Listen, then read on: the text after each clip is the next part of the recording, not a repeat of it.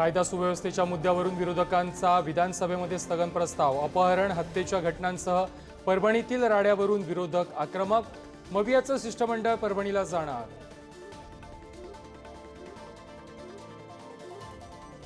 उपमुख्यमंत्री अजित पवार कालपासून not reachable. मंत्रिमंडळ विस्तारानंतर अजित पवारांचं मौन।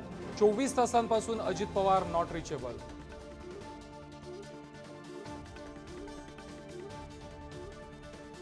मंत्रिपद न मिळाल्यानं नाराज असलेल्या छगन भुजबळांची कार्यकर्त्यांसोबत चर्चा। बैठकीत गेल्या 5 ते 6 महिन्यांपासून जे झालं ते कार्यकर्त्यांसमोर मांडलं भुजबळांची माहिती।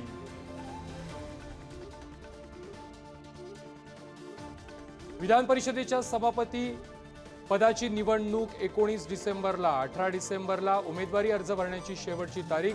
शिंदेची शिवसेना आणि भाजपचा सभापती पदावर दावा।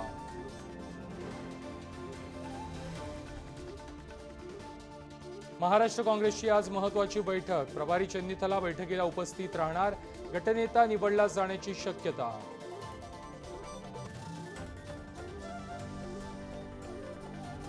ठाण्यामध्ये पगारवाढीच्या मागणीसाठी टीएमटीच्या कर्मचाऱ्यांचा संप। सकाळपासूनच आनंदनगर डेपोमध्ये टीएमटीचे कर्मचारी संपावर। संपामुळे ठाणेकरांचे हाल। पैशाचा पाऊस पाडण्याच्या बहाण्यानं फसवणाऱ्या तांत्रिकासह त्याच्यावरती गोळीबार। दोघे जखमी। मध्य प्रदेशातील चौघांना बेड्या।